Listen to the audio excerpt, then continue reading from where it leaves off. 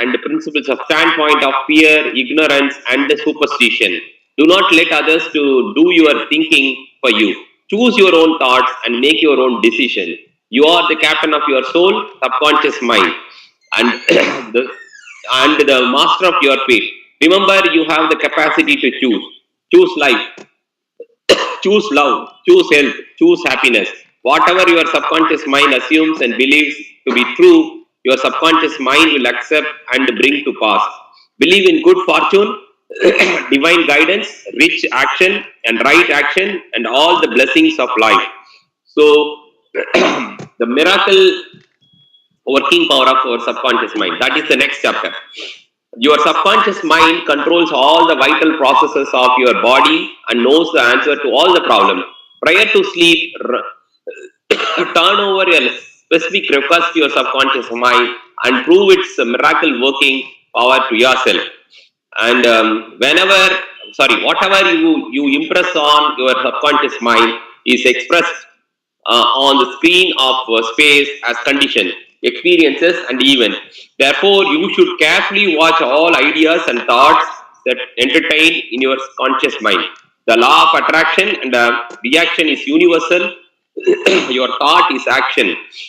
Your thought is action, and the reaction is automatic response of your subconscious mind to your thought. Watch your thoughts. All frustration is due to the unfulfilled desires.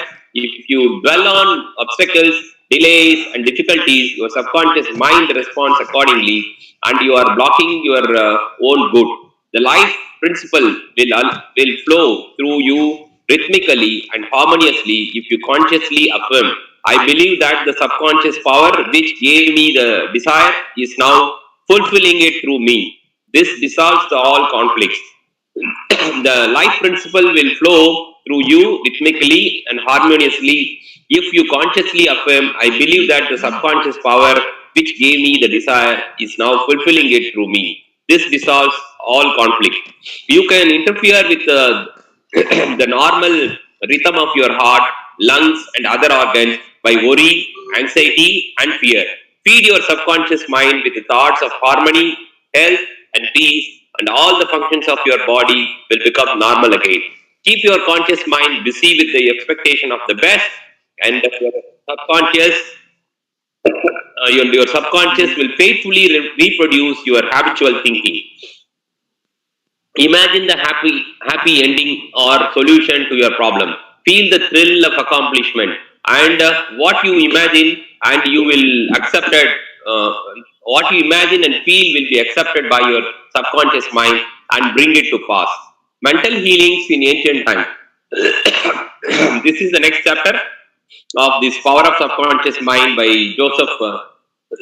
Power of your subconscious mind by Joseph Murphy, and healing points in review. Remind yourself frequently that the healing power is within your subconscious mind. Know that faith is like a seed planted in the in the ground. It grows after its kind. Plant the idea that is the seed in your mind, water it and fertilize it with expectancy, and it will manifest for sure. The idea have a the idea you have for a book, a new invention, or play is real in your mind. This is why you can believe you have it now. Believe in the reality of your idea, plan, or invention, and as you do, it will become manifest. In praying for another, know that your silent inner working of wholeness, beauty, and perfection can change the negative patterns of the other subconscious mind. They bring wonderful results.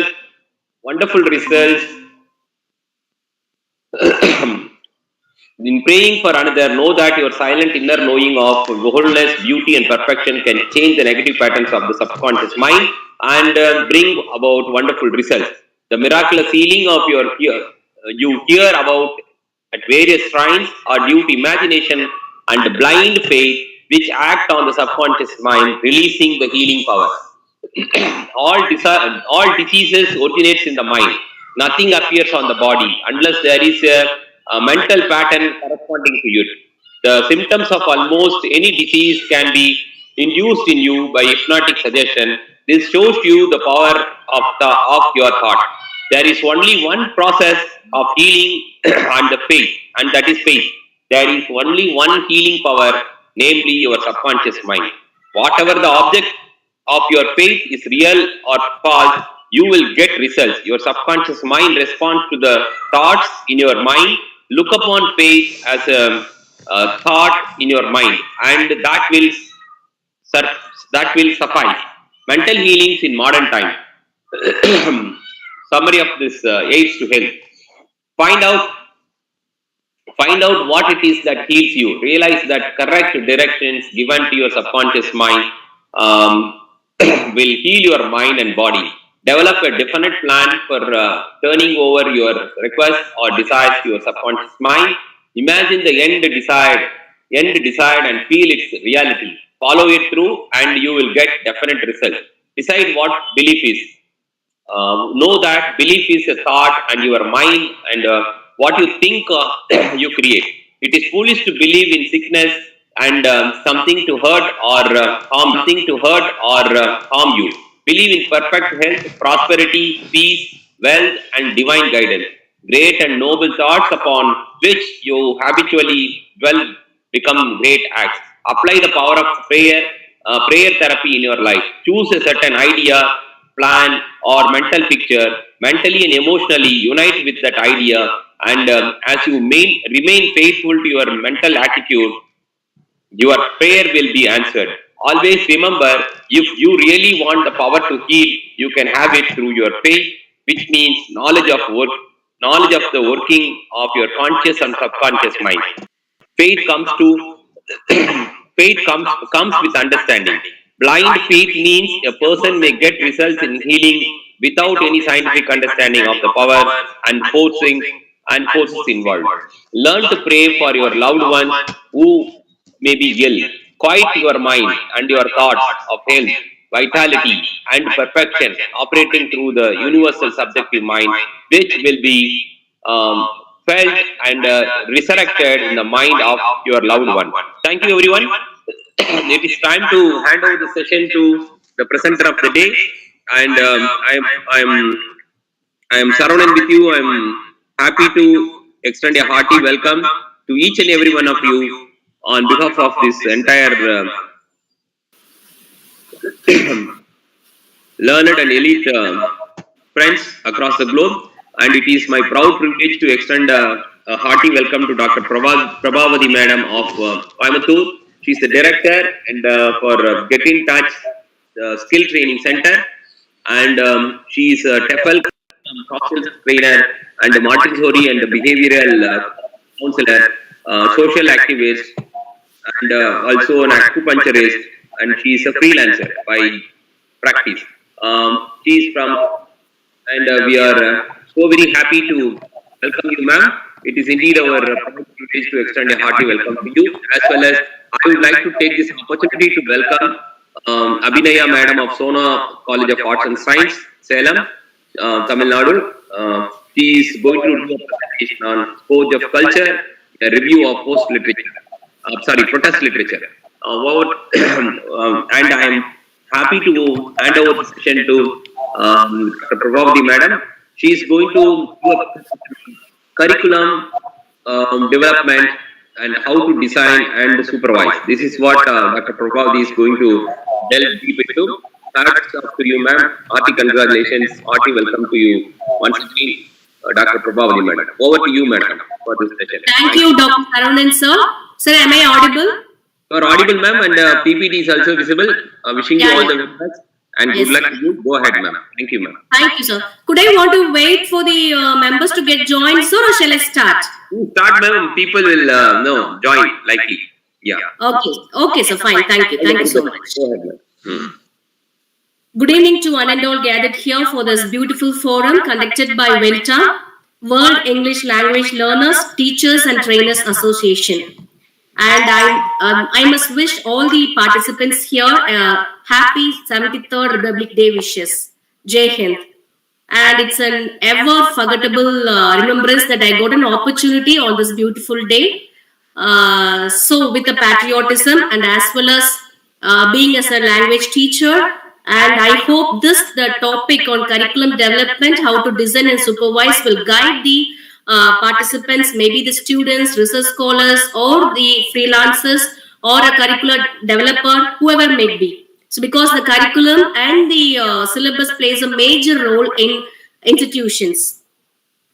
So, let me start my presentation. I have given curriculum development.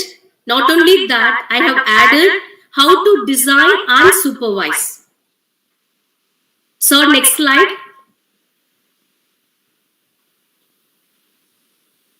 Ma'am, Bali ma'am, please turn, go to the next slide, ma'am.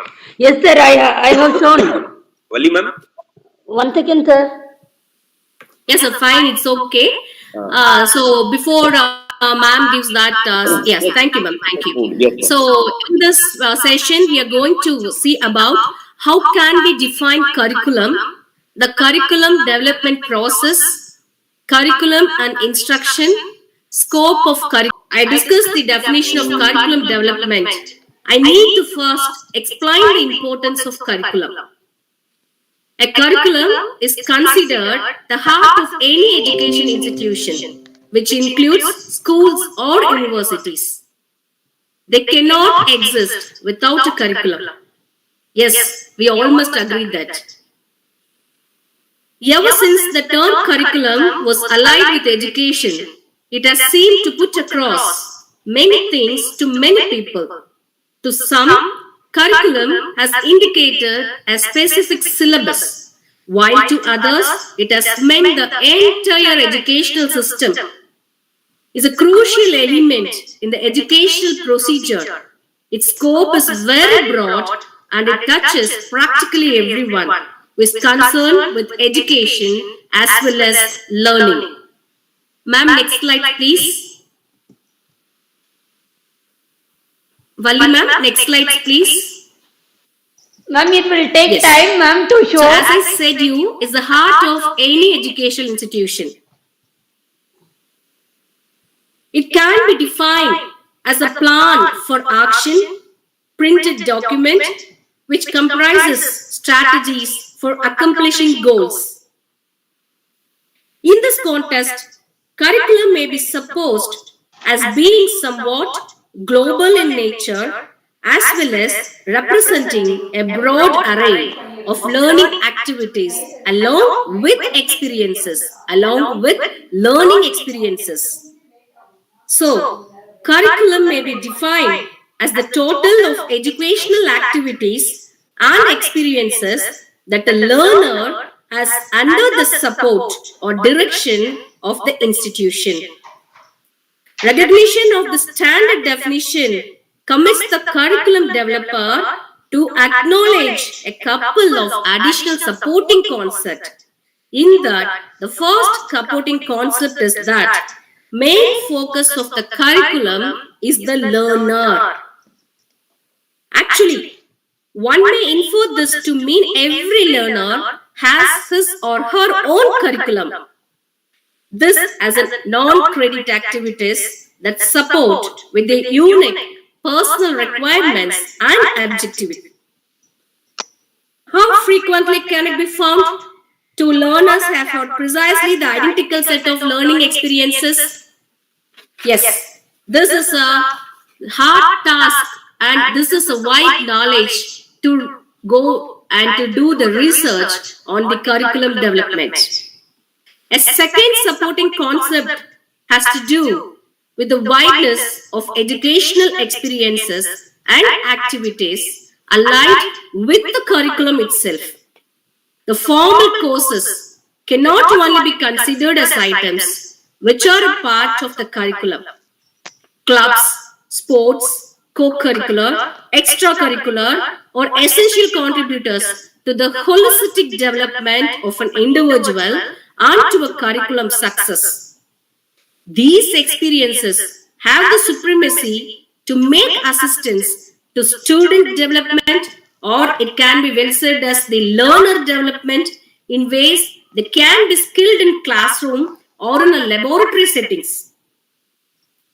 Thus, the role of an educational leader must certainly necessitate to meticulous knowledge of good curriculum, good instruction, high quality assessment practices. Sir, am I audible? Am I on the line? Yes, madam. Continue, please. Yes, sir. Yes, Thank madam. you. Thank Perfectly, you. madam. Yes, sir. Thank you so much, sir. Ma'am, next slide.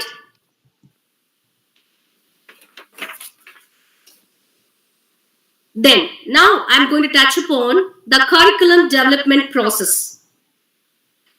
Curriculum development is defined as intended, focused, progressive, systematic procedure in order to create positive enhancements in the educational system.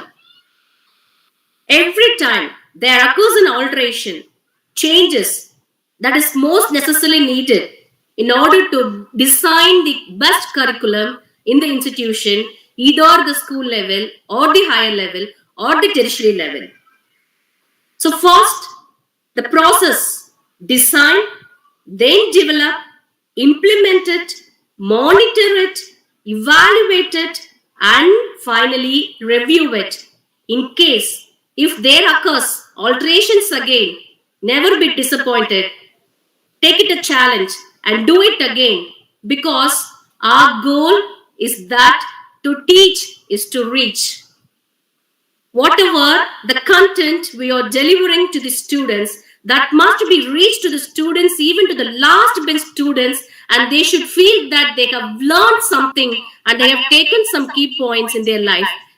If not that time it is useful for them, maybe in the later, maybe in their career, maybe in their duration of their lifetime, they feel that something they have taken in the mind that makes them to understand and realize, and who knows, that one hint may give them a prosperous in their life, and they will think our faculty members or a mentor or a supervisor, whoever in that position in the administration level, they feel good and prosperous, and they will even thank us in their heart. Do you all agree with that point? Do you all agree? Yes, madam. Yes, sir. Thank you, sir. Thank you for your kind response. Yes. Yes, sir. Yes, Thank you for ma'am. your kind Yes, ma'am. response. That is why we are all here in this Sure, ma'am. platform. Sure, ma'am. Sure. Thank you so much, ma'am. Ma'am, next slide is on curriculum and instruction. It's a vital study. Curriculum can be distinguished from the perception of instruction, whereas curriculum constitutes a wide range of learner experiences in the environmental setting of any education institutions. Instruction focal point is on the delivery of those experiences. There lies the difference between the curriculum and the instruction. Instruction may be defined as the planned communication between the educators and the learners that hopefully results in desirable or performance-oriented education. Sometimes stern questions may be raised as to what accurately constitutes curriculum and what constitutes instruction. Some teachers, some mentors consider that any curriculum considers instruction, others contend that sound instruction comprises of a sound curriculum. Curriculum development focus principally on content along with areas related to it. It includes the macro or the broadly based activities that impact on a broad range of programs, courses, as well as the learner's experiences too. Whereas the instructional development is of a micro activity that supports curriculum development in the course of planning for as well as preparation of definite learning experiences with courses. The instruction that is to be planned in this framework must be given emphasis. Principles of education are not evaded when a curriculum development is happening, they are simply considered from a higher level of overview. An individual who is developing instruction must be persistently aware of the content to be integrated in that instruction. So, the previous slide, what we have seen about the curriculum development process, that is design, develop, implement, monitor, evaluate, and review. This visual description share instructional development and the curriculum development. If instructor were writing objectives for his or her course, this activity might be classed as instructional development. On the other hand, if a group of instructors were writing objectives for exercise in their courses, and possibly the activity might be considered as curriculum development. So I made a point clear that what is curriculum and what is instruction, how this curriculum and instruction go hands in hands together, and without the curriculum, instruction can't be, and without the instruction, curriculum can't be. So both these developmental activities in the curriculum as well as the instruction is 100% is essential in developing a curriculum. So when coming to relationship between the curriculum and instruction, curriculum is conceived as what, whereas instruction conceived as how. Curriculum is a program, plan, content, and a learning experience, whereas the instruction deals with the methods, teaching act, implementation, and presentation. So, curriculum is a programmatic, whereas instruction is a methodological. But both are subsystems of a larger system called education. Ma'am, next slide. Yes. Touching on scope of curriculum is a practice is what curriculum makes work at. Is an inquiry, a study in all aspects, context, assumptions, conduct, problems, and outcomes. And three kinds of phenomena is important in the scope of curriculum. The first is substantiative, that is dealing with goals, subject matter, materials, common places of any curriculum. Inquiry is into the nature and the worth of the content. Whereas the second phenomena is political and social. Inquiry here involves the study of all those human processes that through which some interest come to prevail over others, so that ends and means rather than other one emerge out from it. The third is technical professional. Here the inquiry examines process of a group or an individual engineering or an individual learning, logistics, and ends in evaluation, through which curricula are improved or replaced. The substantive in practice into all matters of goals, what is taught, how what is taught is arranged or evaluated, what evaluation procedures are used, and so on. So keep on researching on it, which have been just for the mills of curriculum planners, theorists, and more researchers. There are other perceptions as well. What do teachers perceive the curriculum to be? The first stands students, of course the learners, and the board members of the institution, either the school board members or the college board members, and finally parents. The curriculum is in the eye of beholder. Points should be kept in mind while designing the curriculum, that is political social in practice. One of the blessings of dealing with one substantive components of curriculum is the areas of ultimacy. Ideas in socio-political discussion can be a soul-searing. The term political is not used here in any pejorative sense. It pertains the processes through which differing views of what is desirable in public and usually achieve at least a temporary state of primacy.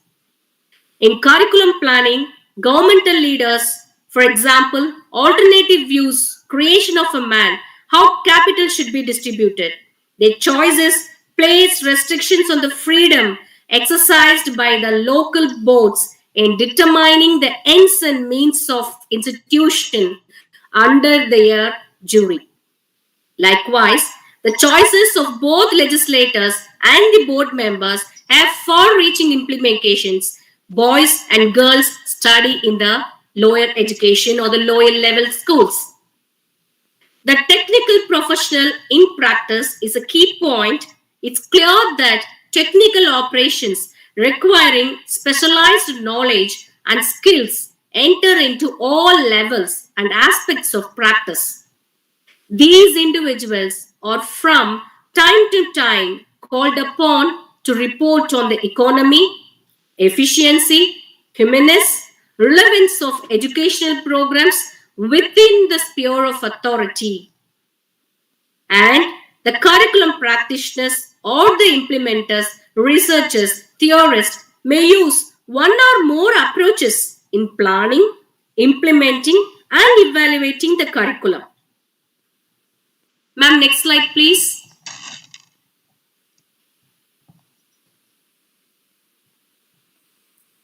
Yes. So, implementing the approaches. An approach to curriculum reflects the person view of the world, reflects on a holistic position, meta-orientation, encompassing the function of curriculum, that is, person's philosophy, view of history, view of psychology, learning theory, and view of social issues, especially touching on the domains of curriculum, common and essential knowledge within the field itself, may be theoretical and the practical principles of curriculum. The types of approach to curriculum. I'm not going to give you a broader perspective of these approaches, but I felt that to touch upon these 4 approaches will enhance the curriculum development. So that is the reason I have taken this essential 4 approaches for this curriculum development. So hope this will be very, very useful for the participants. Behavioral approach, managerial approach, system approach, and humanistic approach. Behavioral approach is based on a blueprint where goals and objectives are specified. Contents and activities are arranged to match with specified learning objectives. So, behavioralism or the behavioral approach consists with scientific principle, objectives, and goal-oriented. It might be the oldest one, but still is a major approach because it includes paradigms, model, and the step-by-step strategies. Diagnosis of needs, formulation of objectives, selection of content, organization of content, selection of learning experiences, organization of learning experiences, determination of what and how to evaluate. And this approach is definitely very, very related to the curriculum development. Do the participants agree with me? Even though this is the oldest one, it brings the step-by-step strategies to develop the curricular development. Yes, madam. Now we are practicing. Absolutely, madam. Absolutely. Do I want to repeat the again, sir? Do I want to repeat that again? The process again? Madam, 7 stages. Can you repeat the 7 stages of curriculum development, madam? Yeah. Diagnosis of needs, formulation of objectives, selection of content, organization of content, selection of learning experiences, organization of learning experiences, determination of what and how to evaluate. And the last stages or the step process will definitely point out the curriculum and the instructional development, as we see in the previous slide. Can I move to the next approach, sir? Madam, is this a diagnosis approach, formulation, then selection, then organization, then the selection of learning, development of organization of learning, then determination of how and what? Yes. Yeah, sir. Yeah, you're right. Okay. Thank you, madam. Thank you. Okay, sir. Thank you. Touching upon managerial approach, it considers a social system in which groups of people such as students, teachers, curriculum developers, administrators interact based on certain norms and behavior. In this approach, the principal is the curriculum leader and at the same time instructional leader who is supposed to be the general manager. Yes, sets the policies, priorities, establishes the direction of change and innovation, planning, organizing curriculum and instruction. So, any principal here, kindly make a note of it because this will be a very good thought and inspiring. You can be the inspirational leader to your to the management or to your fellow mates. So, any principal being here, kindly take up this note because as my research, I feel if this point is taken to the any head of the institution, definitely education system will be in the what shall I say? It leads to the prosperity. In the Republic Day, we are saying about the prosperous. But if that curriculum stands and if that syllabus, if that curriculum and instruction plays a major part in the faculty part as well as the students, learners part, definitely there will be a great change in education. Touching on systems approach. The system approach is also referred. Curriculum engineering includes process necessary to plan the curriculum by the directors, coordinators, principals into stages development, design, implementation, evaluation, structures that include subjects, courses, and the lesson plans. The organizational chart of the institution must represent a system approach, giving much and equal importance to administration, counseling, curriculum, instruction, and evaluation. And humanistic approach is rooted in progressive philosophy and the child-centric movement. It considers the formal or planned curriculum and the informal or hidden curriculum.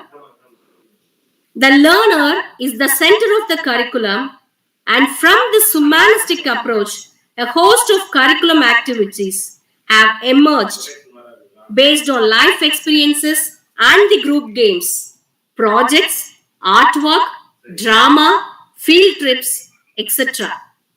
Curriculum leaders who believe in this humanistic approach tend to focus on cooperative learning, small group learning, and social activities. And referring to this approach, I would like, and even I'm feeling much proud that my thesis is on a humanistic approach of intralingual errors. And with this humanistic approach, my research I have taken a vast area where I could find how the language to be taught, a second language to be taught to the students, and in what way it can be implemented, in what way the staff can make the students to get involved in the classroom or in the laboratory sessions very well. And for this, I've been awarded I've been nominated and even finalized for the category of researcher, the best researcher award for this humanistic approach. And I'm so privileged in pointing out this because it reminds me, this approach reminds me, and I feel this is the platform where I could say to you, because persons who are interested to take upon a humanistic approach, researchers, please go ahead with this because human way of teaching is very, very essential now. because nowadays AICTE and even the UGC, other councils started to implement a program called Universal Human Values and Ethics. Even in North India's many of the colleges and institutions running up with Universal Human Values and Ethics Committee. I think, madam, now AICT is already conducting that. It's on the way from the last 2 years. Yeah, sir, sure. Because whatever we are teaching, but then students they deal with only the subject knowledge, but they lost their ethics. So universal human values and ethics is very important, necessary now, and this period is because this lockdown period, we need a moral and ethics, and we should know the basic quality of human. So touching upon this humanistic approach, I felt this to be shared with you all, and that is the thing I'm sharing with you. Hope I'm not mistaken in this. Yes. Ma'am, next slide, please.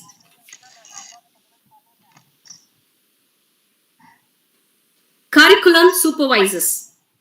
Curriculum managers or even supervisors look at curriculum changes and innovations as they administer the resources and restructure it. They help develop the education goals, plan curriculum with students, parents, teachers, and other stakeholders, design Hello. program of study. Good evening, madam, and sorry for interruption. Yes, sir. This is Dr. Alok Chand from Nalanda, Bihar. Yes, sir. I have a query regarding the holistic and humanistic approach. So, could you please differentiate between holistic and humanistic? Sir, can we have this interaction after the session, sir? I mean, Okay, 2 no more slides to problem. complete it. No, okay, no problem. No. No, allow her to go ahead with the presentation. Then we can know how the discussion. Okay. Thank you, Alok sir. Thank you. Thank you. Yeah. Yes. The curriculum supervisors. To do the presentation, then we can have the discussion. Yeah. Yeah. The curriculum supervisors design programs of study. Study by grade levels. They plan or schedule classes, and they even chart the calendar. They prepare curriculum which guides or teacher guides by grade level or the subject area. Help in the evaluation and selection of textbooks. Observe teachers, assist teachers, implementation of the curriculum. Encourage curriculum, innovation and change. Develop standards for curriculum and instructional evaluation. If the such roles played by the curriculum supervisors and the management give them a full support in the institution, definitely the faculty members, the learners, our own students will be damn sure that they will be 100% success in their career.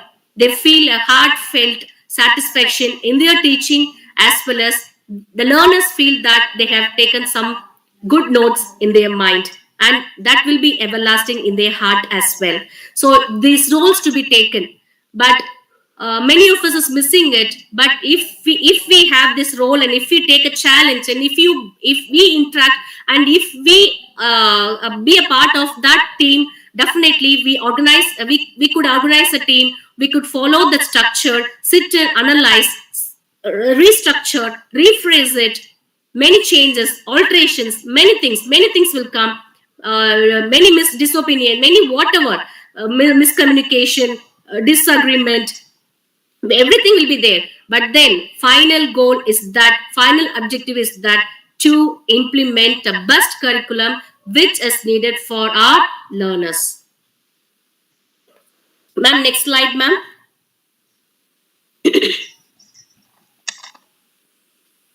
Actually, ma'am, this YouTube live is going on. That is the reason why the slide is getting delayed. Yes, sir. Yes, sir. So, I would like to point out some thing on 21st century curriculum. In short, school or any institution, teacher, learner. Institution is just a buildings to nerve centers with walls, porous, transparent, but it is the connector, it is the bridge, teachers, learners, community to the wealth of knowledge that exists in the world. Whereas the teacher, primary role as a dispenser of information, or I could say them, orchestra of learning and helping learners turn information into knowledge and knowledge into wisdom. Learner, in the past, a learner was a young person who went to school, spent a specified amount of time in certain courses, receiving grades and graduated. Today, we must see learners in the new context.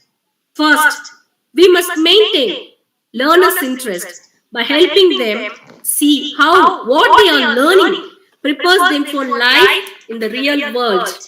Second, we must instill curiosity, which is fundamental to lifelong learning. Third, we must be flexible in how we teach. Fourth, we must excite learners to become even more resourceful so that they will continue to learn outside from the formal school day.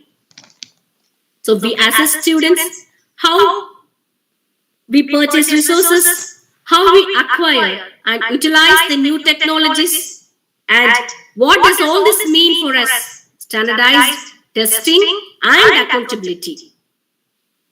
Imagine your students making nearly exponential growth in their basic skills of reading, writing, speaking, listening, researching, scientific explorations, multimedia skills, and many more. To meet the needs of 21st century learner, schools will need to, or institutions will need to adopt a 21st century skills curriculum and employ methods of instruction that integrate innovative, research-proven teaching strategies, modern learning technologies, and the real-world resources and context. And here I would like to give the compare and contrast between the 20th century and as well as the 21st century classrooms. 20th century classrooms with low expectations, whereas 21st century with high expectations. 20th century classrooms, in that teacher is judged, no one else sees students' work or the learner's work. Whereas in 21st century classrooms, self, peer, other assessments, audience, aesthetic assessments, open forum to all, open to all. 20th century classrooms, curriculum is relevant, irrelevant, and meaningless to the students.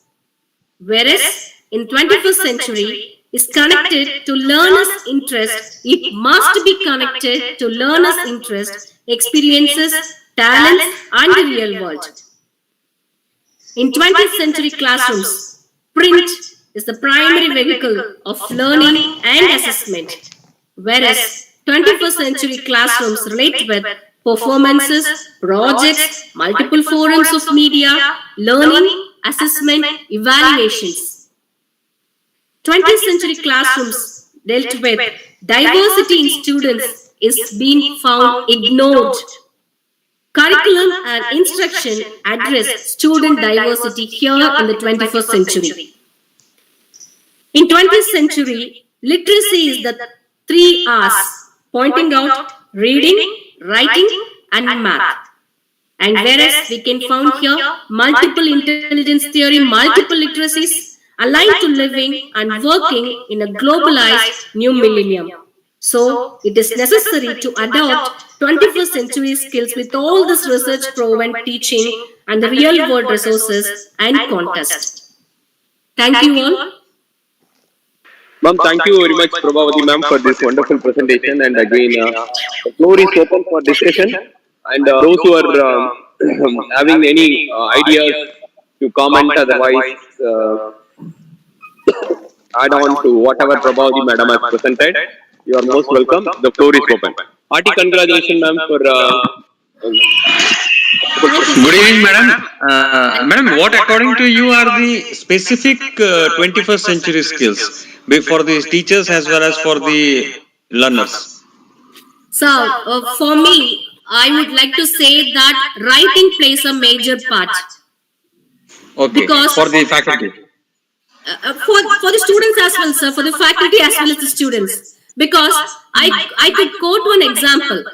I mean, the real incident what I have seen. I don't want to mention the name of the concern, but then a person want to take a leave because he just need a 2 days leave to do the rituals of his mother-in-law's death. But then I could find in the letter stating that as I am only the reason for my mother-in-law's death, I need 2 days leave. Yes, madam. Yes, sir. So the Very intention, interesting, very interesting example, ma'am. Thank you. the intention of I can't blame that person that I mean candidate that his intention is not that he just need a leave that he has want to do the rituals because he's the one person to take in charge of that in because in the home side. But then what he meant something but he executed something, but the entire meaning has been diverted, and as such he is the only one reason for this mother-in-law's death. So writing is important, whereas for the writing all the parts of speech we have to give them a much practice, sir. Because writing skills today I find many CBSE schools, I mean I don't want to mention the neighboring schools and all, but then in general CBSE schools I could find many books that they are giving textbook, workbook, so and so, but when I'm asked to ask them to write 2 sentences, but they couldn't make it because I'm Yes, madam. experiencing. But CBSE is of high standard this thing only. But even then, if the students are not getting up to the mark, then that's a fault of the board itself. Yeah, sir. Yeah. Because they set the curriculum, they set the portions, they set many things relevant to the warm up exercises, the term 1, term 2, term 3, and then even the term 4. Medium of instruction. But then the students doesn't know how to write 2 sentences, or even they don't know how to read it. Just by assumption what the ma'am has given as a story part, they assume that and they are saying it, even they don't know how to split the syllable and pronounce the word. Because I'm experiencing it, I'm seeing many students here, and so reading and writing skill is very very important as per the students level I'm talking, sir. Absolutely, madam. Apart from reading and writing, other things are also there, like learning and speaking also are important. Because if some a person who is from some other country, if he is speaking out, then these these people are unable to understand also. Yeah, sir. Yeah. So Even they won't be able to write the dictation also. yes, sir. So, if they want to master a language, definitely there should be a good, what shall I can say, like a Ren and Martin. LWS, sir. Yes, Yeah. Ren Martin. Yes, absolutely, absolutely. Yes, sir. Yeah. Because the die-hard fans of Ren and Martin will be saying that even in the death stage, when the burial ground, if a person from I could, if possible, I could share the video, but I didn't find it in my mobile now. But then I could find that a girl is giving an eulogy for his father's death at the burial ceremony, but then a person there strictly want to use so and so parts. The syntax must be right. How you have to say hello, how you have to start up the sentence, how you have to end up a sentence, how you want to bring your expressions and all. After all, the lady has smashed and said that, see, this is my dad's death. This is my emotions. You don't mind about the language, just mind about the communication. So now, as you said, sir, speaking, so communication, if the other person could understand what that sender is giving it, if the receiving the messages is fine. But to have the beauty of a language, to have the beauty of the language, to feel the essence of that language. So language is necessary, sir. Mastery of language skill is necessary, sir. Yes, absolutely, madam. And there's a saying in legal philosophy also, now, one comma killed a man, because the comma was wrongly put in that statement. So because of that only, that person was being hanged. Yeah, yes, sir. Yeah. One comma had killed a man. That is what is a saying in a legal profession, and it's very common. Yes. So writing is that much important rather than even reading or speaking. Also, writing is 100% important. Yeah, sir. That the thing we got, we used to write the letters, but now it's been mail drafted. Where even for because B C C A U S E we are writing B C O Z. Sometimes we don't know what for you're writing. Even if we are doing that practice, and even when given in the writing format also, we try to write that thing. We entirely forgot that word. We entirely forgot that word. Of course. So, Yes, ma'am. Yes, ma'am. because that itself a short one, but they're making very, very short, small are the short one. So, to understand the concept itself is taking a much more time for the senior persons.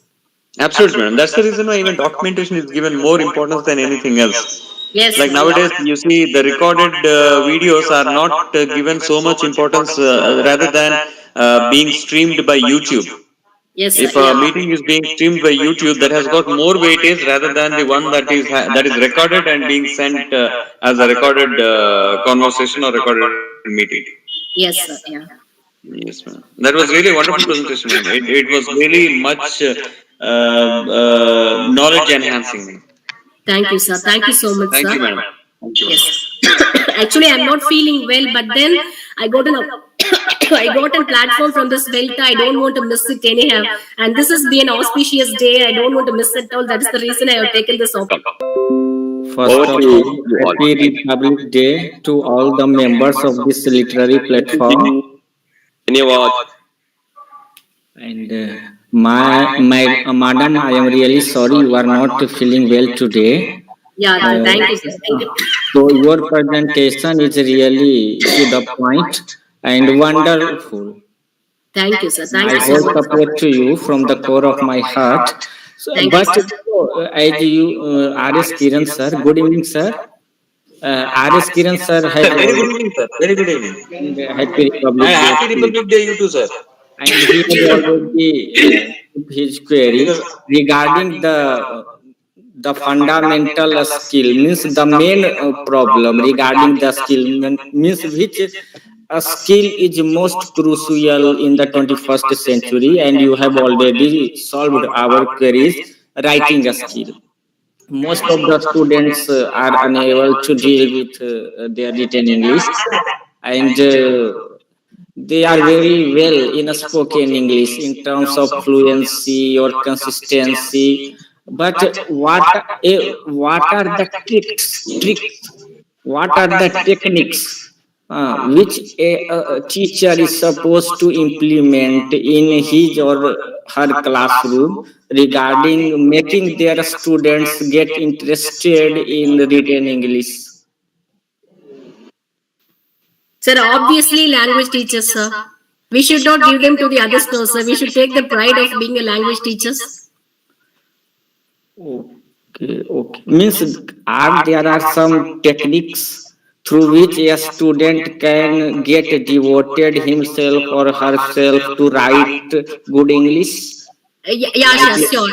When I have taken my course on TEFL, I've been given as a project related to this lesson planning and the frame of sessions. I mean, for the writing part, especially for the writing part. So I have taken a warm up. For example, I'm talking about the school level, sir. Even the college first year students is like the school students. They just passed out the higher secondary level, but their mentality seems to be the school students in the first year. So we can add them in the school list as well. So when I want to teach them an instrument, for example, instrument. So I have taken in a warm up course related to the music. Through that, I have taught them the rhythm, figures of speech. One thing. So my intention is that to teach them instrument, but I have taken it's a different framework stating that how could I can make them to remember this instrument forever. So through that I have taken some song or a poem where all the instruments will be there.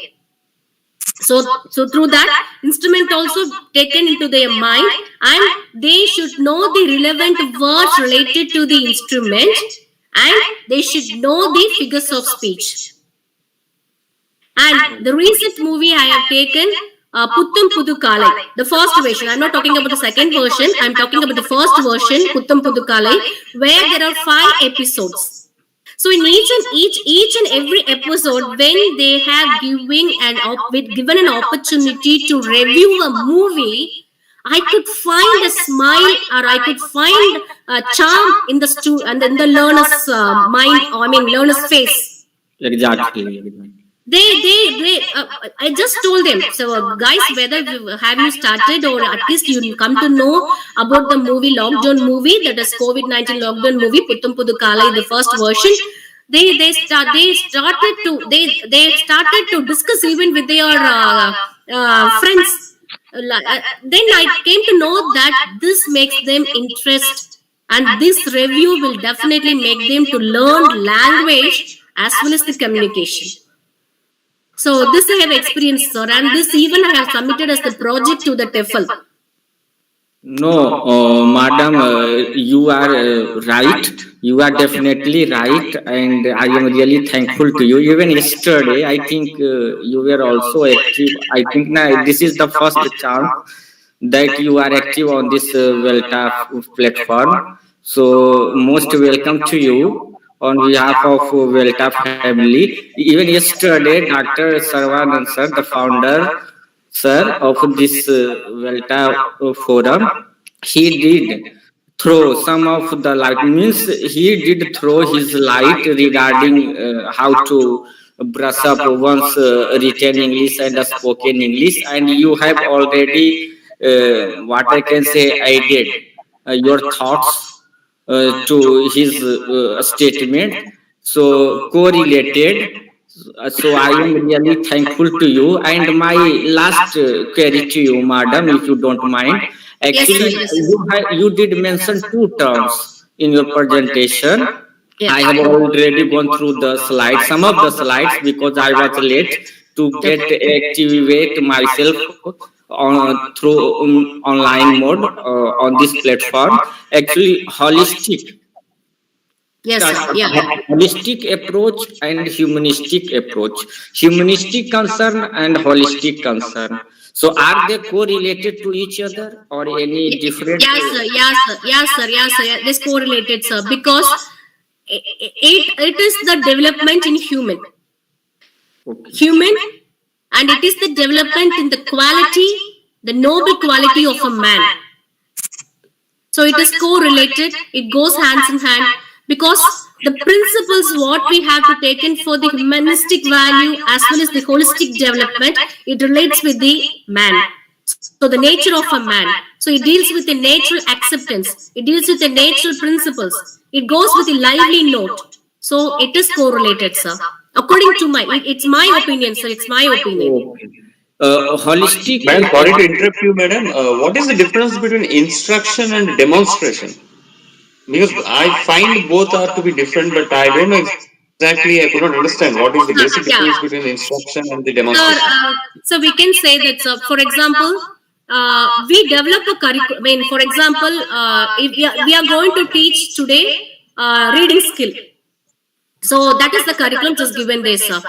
So in what way we are going to instruct the students, and in what way you are going to demonstrate the students. So demonstration, you will be having the elements. You take up some notes from the laboratory. Some materials from the laboratory, some equipments, some natural materials. Which is okay for the classroom and which is okay for the laboratory. So that is the demonstrative. With the materials, you demonstrate them to understand the concept. Whereas you instruct them to listen with a peace of mind in the harmonious state, and to make them understand, you give the lively note, which has happened in your life or your friend's life or the society. You take a thing from that which is prevailing in that, which makes the learners to be attentive in the class. So demonstration, you put the materials, whereas instruction, you give them in what way. Yeah, methodology. Manner, how to do that. Manner. Yes, sir. Mm, Yes. Okay, madam. Thank you, madam. Thank you, sir. Thank you. Holistic approach adopts or undertakes human values, ethics, morality, etc. I think so, madam. No? Yes, sir. Yes, sir. You're right, sir. You're right, sir. Okay, sir. Okay, madam. Now I am To totally add a point over here for Alok sir, I think holistic approach is completely different from humanistic approach. In humanistic approach, what it does, we add universal human values. But in holistic approach, we don't add any human values. We just go with the kind of methodology which is very purified. Yes, sir. Yes, sir. That Yes. comes Sir, out of purified research. in holistic approach, importance is given to all, that is emotional, all the feelings of the learner. Yes, Okay, madam. Emotion, fear, very good everything is evening, madam. considered. Yes. Okay. Okay. I want to understand, holistic approach is purely related to three types, sir. One is the student, the other one is the teacher, the other one is the society, sir. That is the holistic approach. Yeah, That's society. the way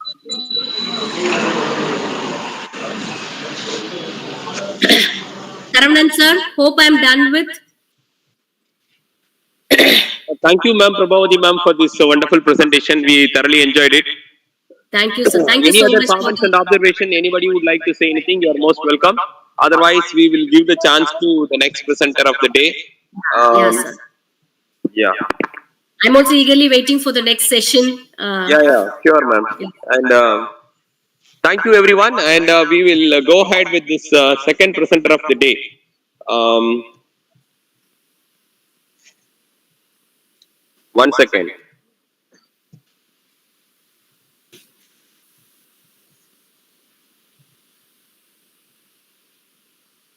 Um, and we have Miss Abhinaya Madam of this Sona College of Arts and Science from Salem.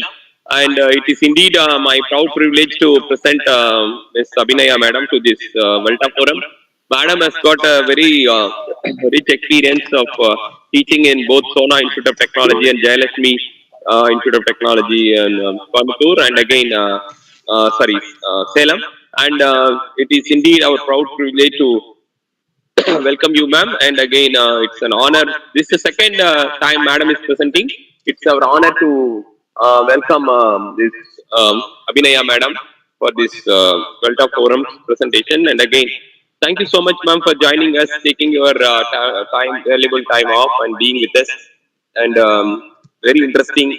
And Madam has got. She's about to. She has got very rich experience, and she is about to submit her. Defend her thesis, and so very proud to have Miss Abhinaya Madam with us for her presentation. Over to you, Abhinaya ma'am. Thank you everyone for joining us, and over to Miss Abhinaya ma'am. Thank you so much for the red carpet welcome, Thank sir. you, ma'am. Thank you. I'm always indebted to the forum and especially to Dr. Saravanan for just considering my obligations every Thank you, ma'am. time. Thank you, ma'am. Thank you so much, sir. Thank you.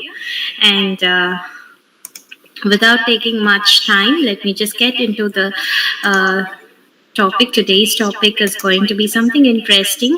I hope my voice is audible. Is my voice audible, sir? Yes, ma'am, your voice is audible and clear, ma'am. Go ahead, ma'am. Thank you. So just give me a second. Let me just share my screen.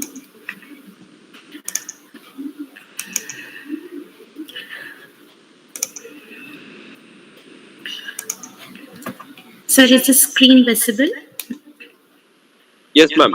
Sir, okay. Thank you, sir. Coach of Culture, review of protest literature. Yes. Beautiful, ma'am. Very, very nice. And go ahead, ma'am. It's visible and your voice is also clear, ma'am. Go ahead, ma'am. Thank you. Thank you so much, sir. So, Scourge of Culture, a review of protest literature. Under the title Culture, I would like to just concentrate on caste system.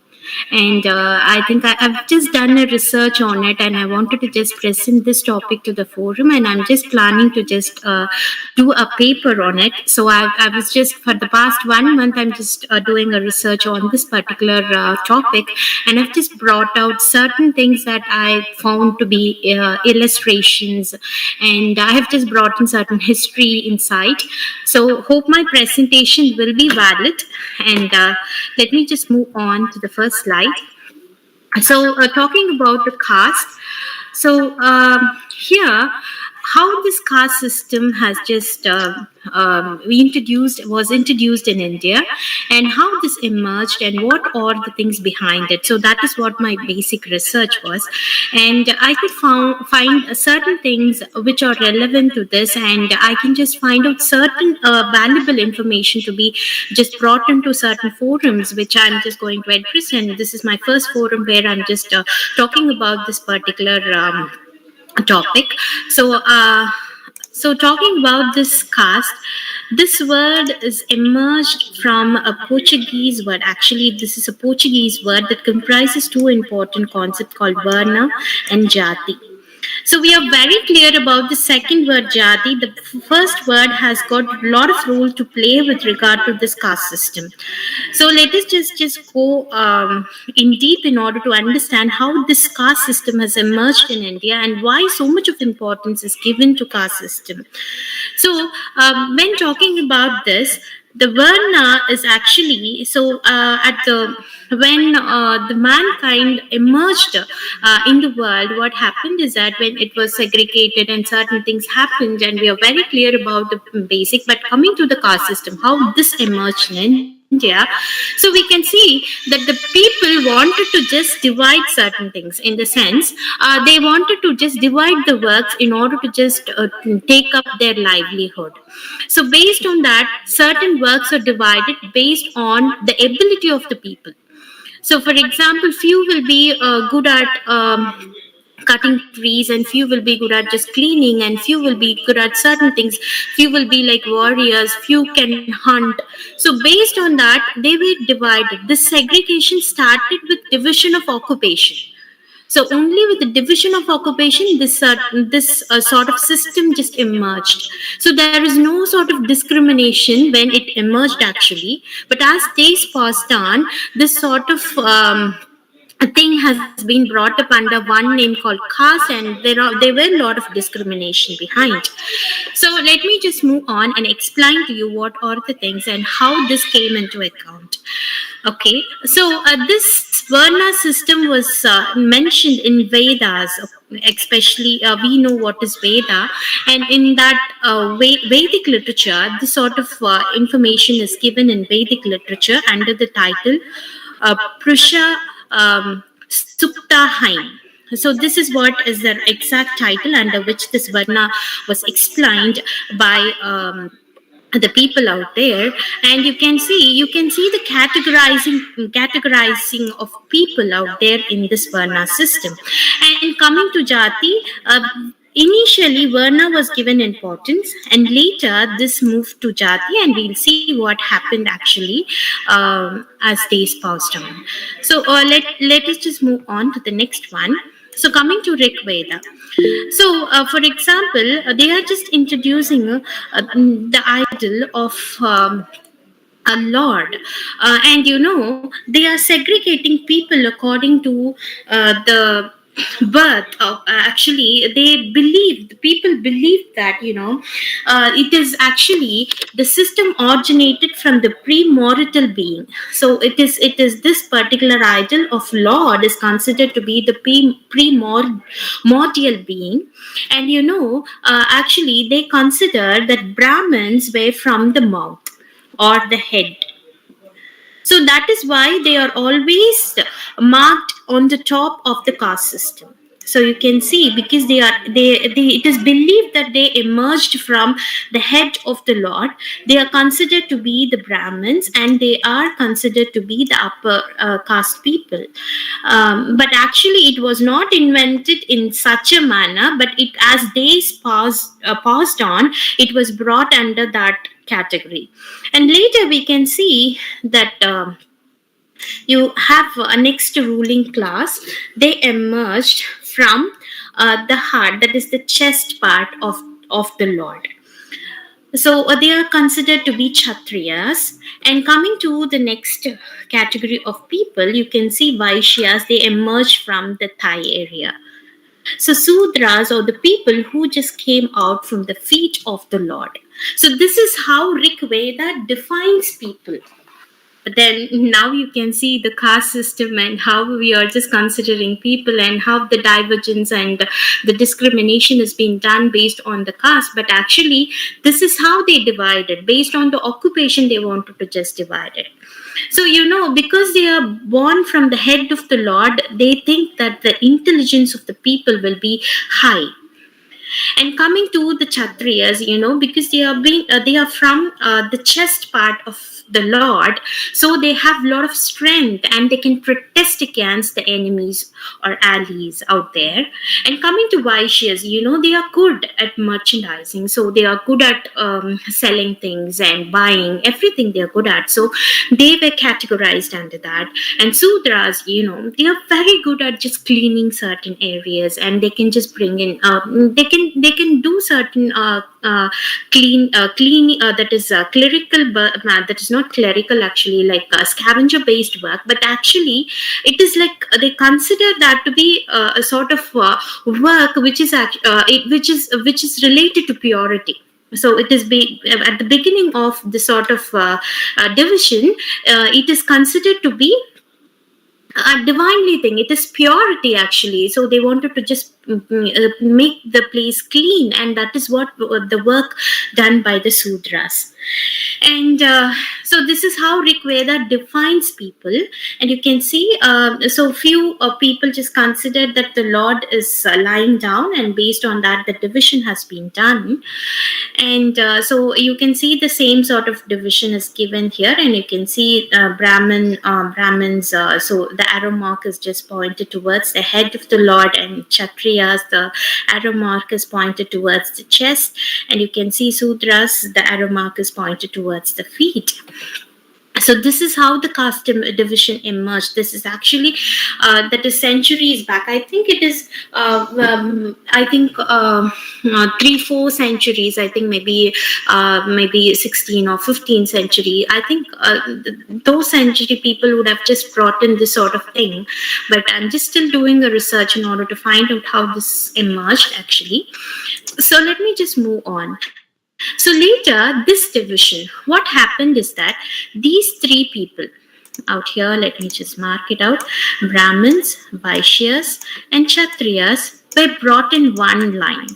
So they were just called as Dvajas. And coming to Ekjas, so Ekjas or the people, the Sutras are just brought in one category. So you can see the category has been divided. So this happened somewhere in 14th to 15th century. So this is how this happened. This has happened between 14th to 15th century. But before that, if you see some caste identity, it is not seen at all. But in 14th century, we can find certain work written by that is a writer from Maharashtra. He has just brought in. He's actually a cobbler. He attempted to write. It's the first protest literature that he wanted to write, and there are certain pages available, but we don't have the complete manuscript of his work, but then we have some pages. So with that we can understand he tries to just bring in certain discrimination being done in 14th century. So that is the start of the protest literature. So let me just move on to further explanation. So these sort of things, okay. So you're stating that people are under discrimination, and they are being forced to do certain works, and there are lots of history, and today they are having a lot of privileges. But then, what is their history? How come they got a lot of privilege right now? So that is what certain writers actually. Protest literature is something where you are writing literature not for popularity, not for fame, not for anything else. Instead, you wanted to protest certain things. So you have some strong ground to just protest against, that is, protest for discrimination or protest for certain things. Okay, so what happened is that few writers have just taken up the this particular task, and they were, at one point, they wanted to use literature as a weapon in order to just come out. With certain works. So we have a lot of writers, from Maharashtra. Actually, Maharashtra and Gujarat is a right place where this sort of literature emerged. And we have a lot of writers from Maharashtra. And I would like to just mention few of those people, like Gopal Baba, and you have Kisan, and then Pandit Kondi Ram, I suppose his name is, and we have certain other writers like Shivram, and we have a few other writers also, like from Maharashtra. We have, especially talking about Gopal Bala, he is from Makar caste. So I think it is very clear that this is also one of the I suppose, but this is also one of the they consider to be a downtrodden caste, and he wanted to write certain things because of under which he suffered, and he wanted to just bring in his experience in most of his works, and we can just find out all these things. And you have certain other writers from north side, like we have Jala Sakar, and we have Satyagraha, and we have writers like LG Salava, and we have so many writers like this. So they wanted to just bring in all sort of discrimination done. And when comparing to the Dalit writers, because the writers are not very familiar, say they are not good at writing, and because of which they did not attain any sort of popularity during that time. But after the advent of Mulk Raj Anand and Raja Rao, this literature was brought into limelight. So you can see Untouchable is a beautiful work of Mulk Raj Anand, where he wanted to bring in the suffering of the downtrodden people in an effective manner. He would have just brought it out in a very effective manner. So we have certain cultural practice and cause, which was even now we can find certain cultural practice, but we cannot see it. You cannot see it in cities, or you cannot in remote villages. We can just see this sort of practice still existing. So I have some pictures also in order to just support my argument.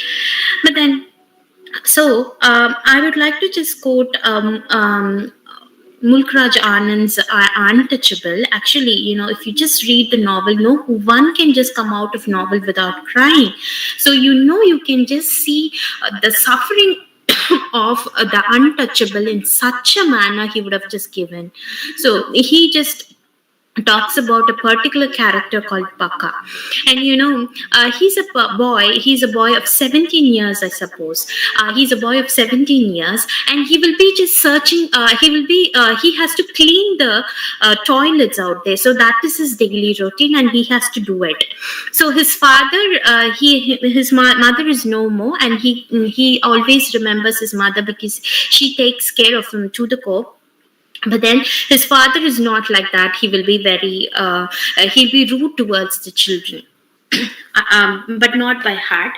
But his behavior he'll be very rude to the children out there.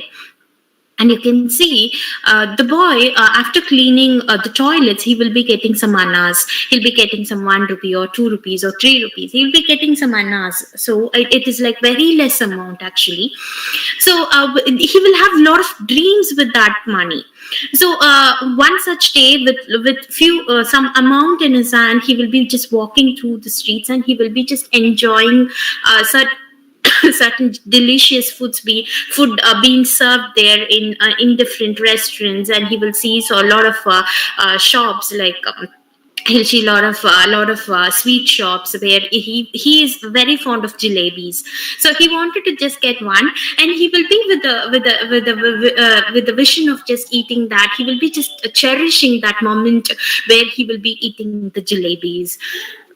and with the few annas he has, he will buy 1 or 2 jalebis, and the way he buys jalebis will be just explained by Mulkraj Anand in such a manner that everybody will just get at least a drop of tears in their eyes when this particular portion is being read. You can see when the boy wanted to, he has money, he's not getting it as an offer, but he's just giving money in order to buy it. So he will be asked to put the money, put the annas in a in a pot which has some water. So there will be some water, he has to just put the annas in it, and what happens is that the shopkeeper will just take the annas. After some time he will just wash those annas and he will just take up, because it is untouchability, so they consider it as they are untouchables and we should never get the money directly from them.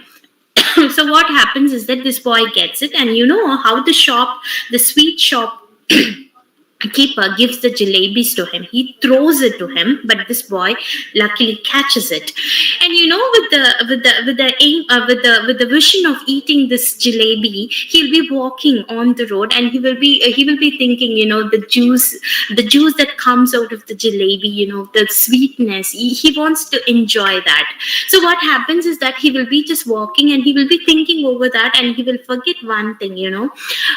During that time, Dalits have to just give a call there. Push, push, sweeper is coming. Push, push, sweeper is coming. They have to just give that thing. If they miss it, they will be accused. So, for example, when he's just walking through the street, he wanted to just give this call. He forgets it because he's cherishing the moment of eating the jalebis there. He forgets that. So what happens? He accidentally hits a person there. You know, he's from upper caste family. This man, he actually, the fault is not with the boy, but the fault is with the person who just hit him. So what happens there is that instead of just accusing himself, the person, the upper caste man wanted to accuse this boy because, you know, he belongs to Dalit community.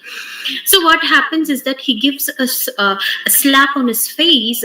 Once he receives the slap, the boy just unknowingly slips the jalebis from his hand. So you can see the boy has a lot of vision. So out of a lot of trouble, he just got that jalebis. But you know, he cannot eat it. So after that, you know, there was a huge crowd around. You know, everybody are just finding fault with this boy, and they are beside the upper caste man. And luckily, a person from the other street comes there, and he just rescues the boy. So every incident, you know, every incident out there would have just given the discrimination suffered by the people. And you know, there is another thing. This dirty dog bumped right into me. I quote actually, this dirty dog bumped right into me. So unmindful do these sons of bitches walk in the streets. So this is what is the statement given by the upper caste man there.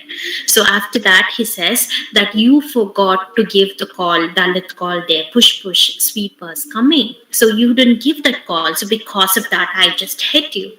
So that is your problem. So you polluted me. So he shouts out stating that you have just polluted me. So this is how Mulkraj Anand is just, it's a wonderful book that we have to just sit and read, and you have to cherish the language used by Mulkraj Anand actually. So coming to the next one, so these are this is actually one incident that he mentions. There are a lot of incidents out there in Untouchable. You can just understand the caste discrimination in a very effective manner. How people started to protest against is why the sort of protest literature emerged. What is the reason behind? So why government? We have a lot of questions. Why government is taking so much of concern towards these people? If most of us will have this sort of doubt in our mind, but when you just take up the suffering, when you just do a research on it, you can just find out it has to be done. But the question is whether it reaches the right people. So that is the biggest question even I have right now. have to do a little research on it. And in God of Small Things, it is a famous novel written by Arundhati Rai. We are all aware of it. It's a wonderful piece of work. And you can see here we have the character Veluta. Because of that, she would have just named the novel as a God of Small Things. All the small things in one's life are controlled by one's society. So this is what is actually the meaning of the title. And she says that though the heroine there loves this guy Veluta, Amu likes this girl, this particular man called Veluta. He's from a downtrodden caste. So, but then she loves him. You see, I think how Amu got divorced, and she has got difference of opinion with her husband, and she comes back to her father's place, and how she is treated there. Everything will be dealt in the novel, but especially this character of Veluta, when it is being brought in, you can see the clear picture of caste discrimination here. Only because he belongs to that caste, he's not given in prominence, and his own father just gives statement against him. So this is what has been explained in God of Small Thing. Once the police inspector out there, his name is Thomas, when he comes to know that he belongs to a downtrodden caste, what happens is that he accuses him to the core, and he is actually at the end he is being put to death. So this is how most of the writers want to bring in the discrimination and the suffering of the people, the trauma of these people in different manners, in order to just make the readers and the society understand how they underwent these sort of cruel discrimination. So let us just move on. I have some pictures to just tell you, and this is one of the evil practices that was followed during 16th century. And you can see the people with the broom at the back. So you can see people having a broom out here. So you can see the broom, I suppose. So that is being tied up. And you can see an earthen part here. So everywhere, you can see with everyone out here, even with the ladies, you can just see. Hope this is visible, sir. Is the slide visible? Is the picture clear? Yes, madam. Yes, madam. Visible, madam. Thank you, sir. Thank you. So you can see it is being tied up. What is the reason behind it? It's really an evil practice. When I just wanted to just do a research, actually, it's like whether people accepted this sort of thing, and how they could follow all these things. So that is what is the biggest question that came into my mind. So it's like you can see if they should not spit on the earth. Instead, what they have to do is they have to spit in the earthen part that is being tied around their neck. And you know why this broom is being tied around their waist is that when they walk, their footprints should not be seen. So in order to erase that, they are tied with the broom. So this is one of the evil practices. So coming to the next one. So I have a lot of pictures in order to just tell you. Okay. Then coming to the multiple discrimination faced by Dalit women. Okay.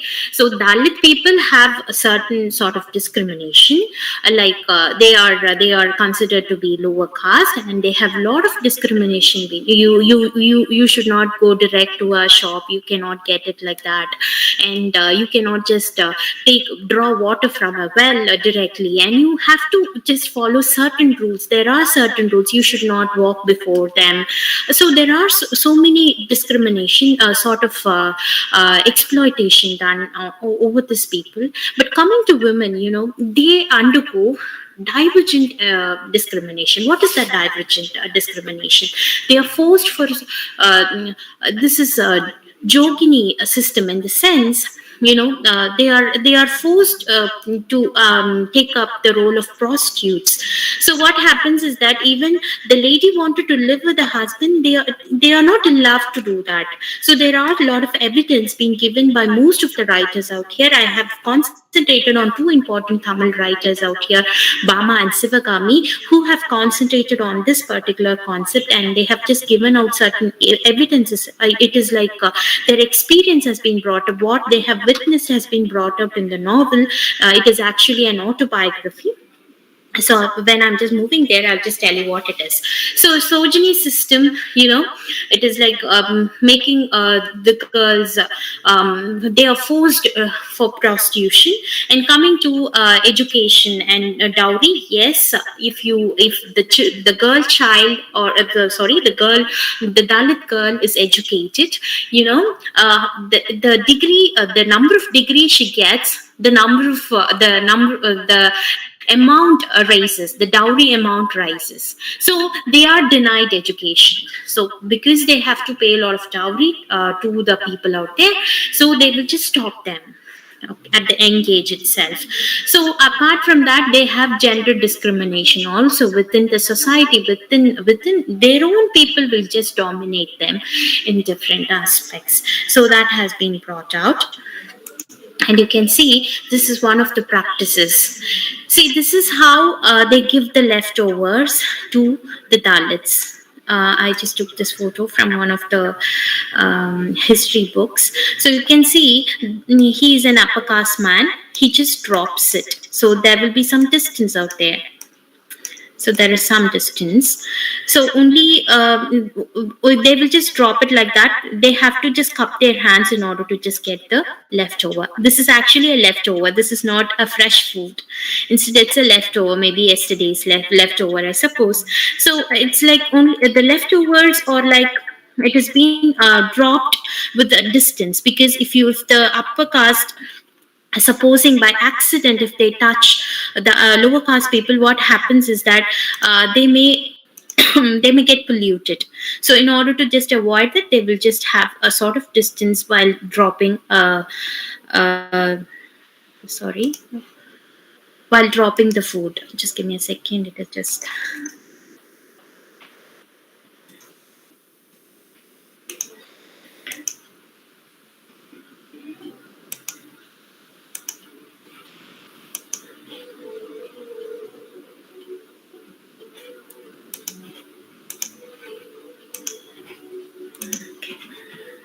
sorry for the interruption, sir.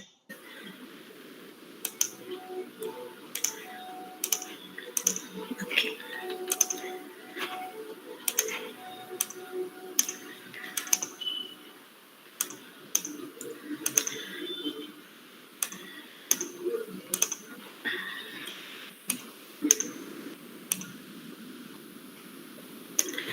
Okay, so I don't know what happened to my thing. Okay, just give me a second. So sorry.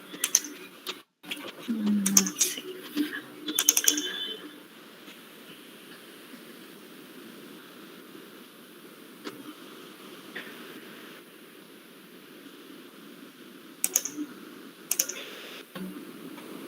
Sorry for the interruption, sir. Actually, yes, I don't know what happened to the picture. Actually, okay, that's fine. Okay, so they will have some sort of distance in order to just drop the food. And coming to the picture that I had is actually the recent picture. I don't know what happened to the slide. It is not showing me. Okay, but then the picture that I had is actually like where it is a recent picture where you can see the water is being poured. It is normally it is poured in order to just, they will just cup their hand in order to just drink water.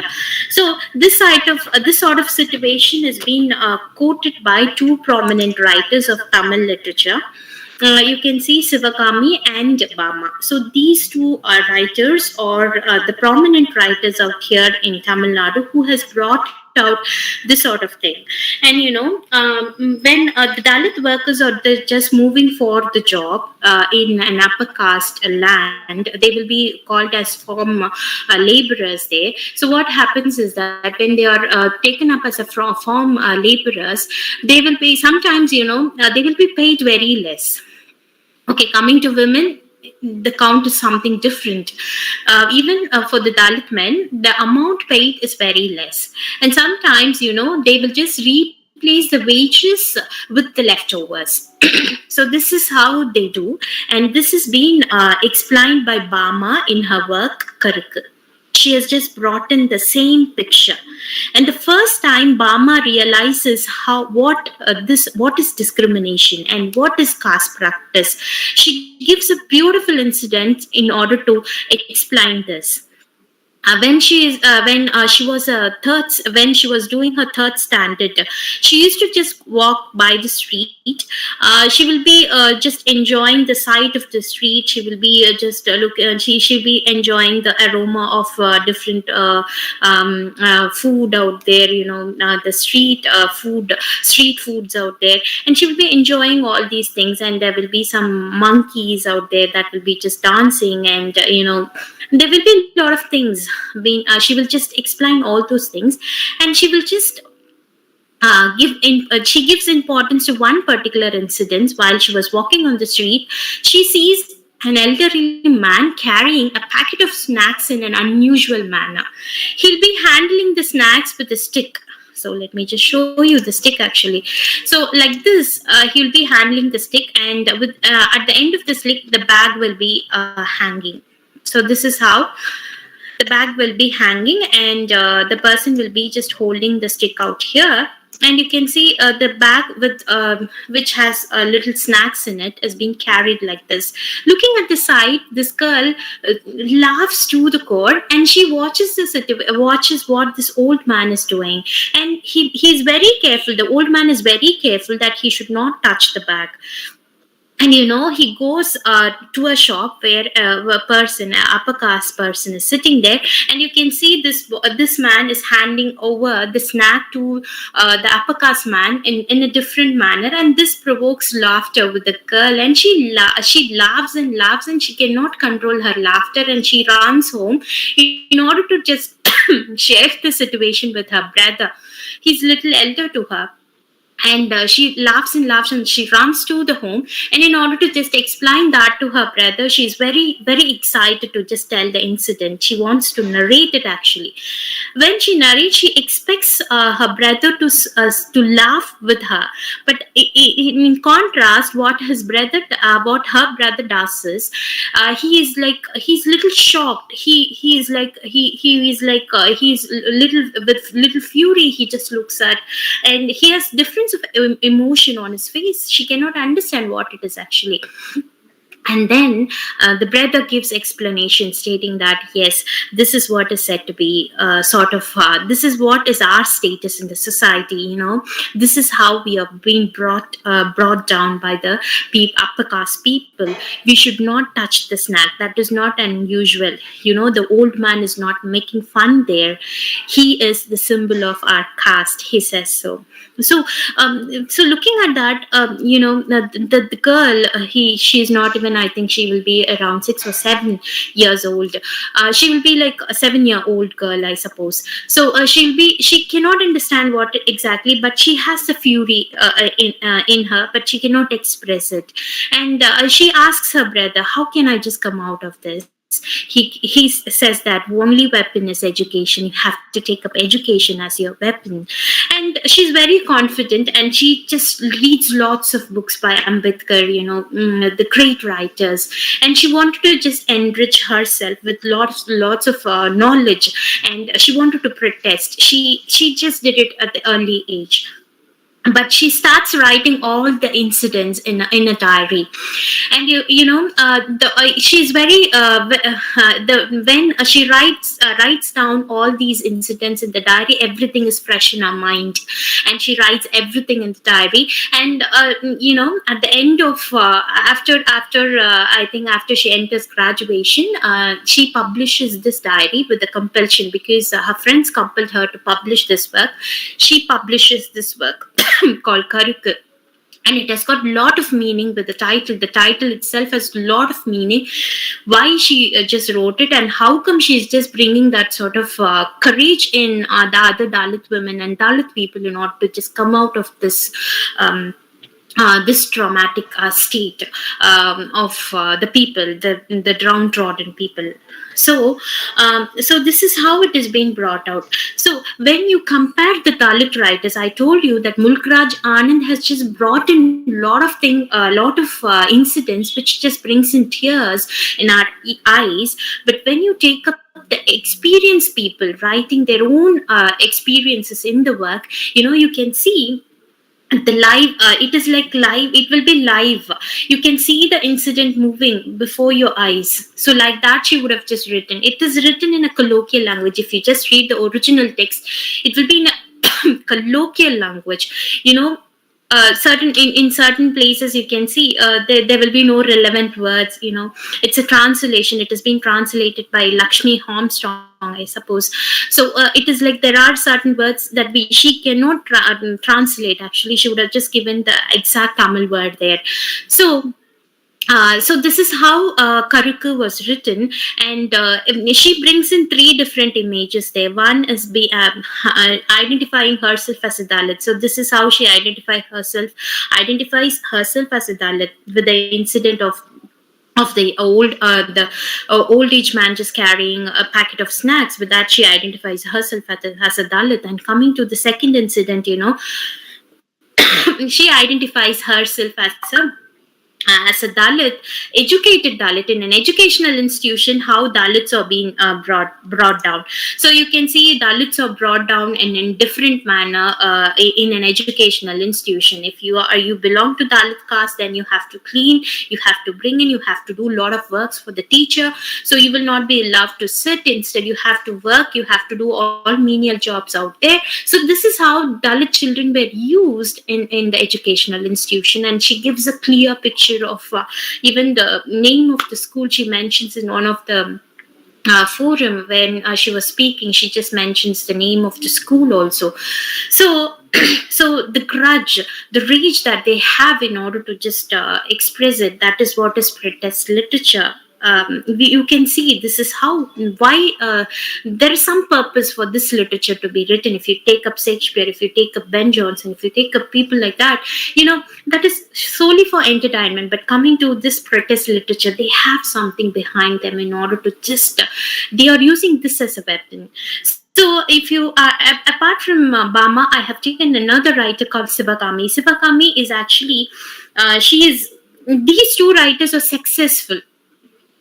Though they are Dalits, they are successful in just bringing out their identity, and they have just achieved greatness. So Sivakami is an IAS officer.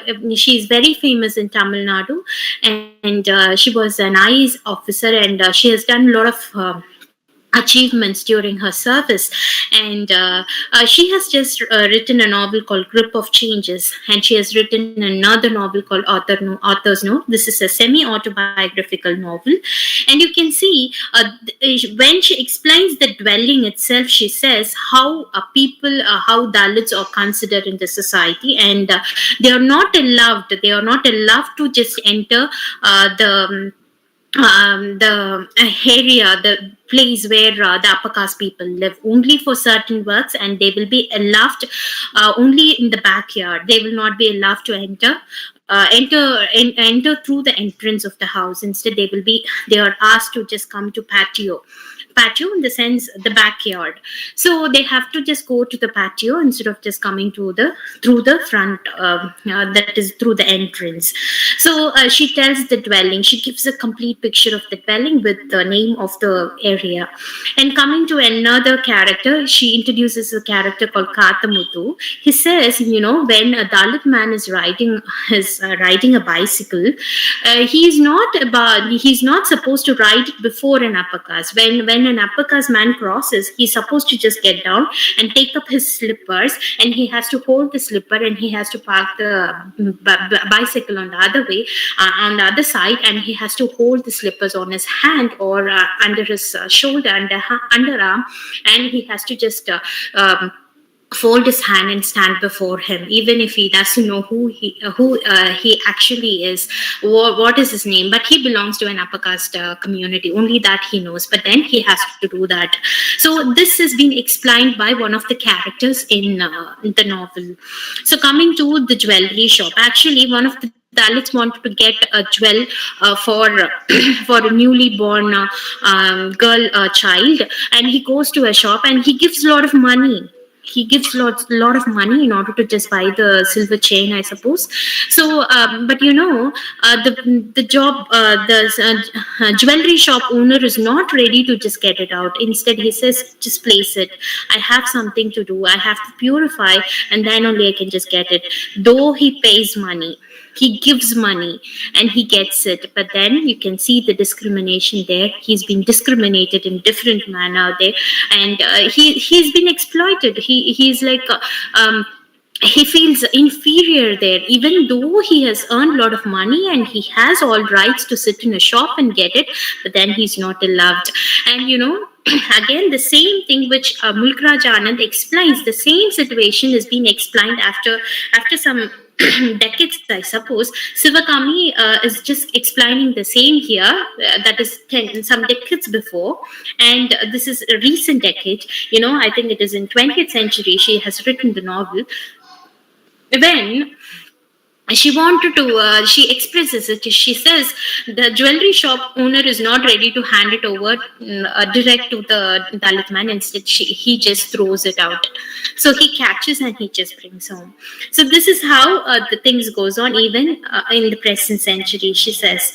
So this is how certain incidents has been brought down by the authors, and even authors have given their own experience in certain educational institutions and the places they have went, and they wanted to quote certain functions where they have been exploited. So there are certain incidents they give. I would like to just mention two.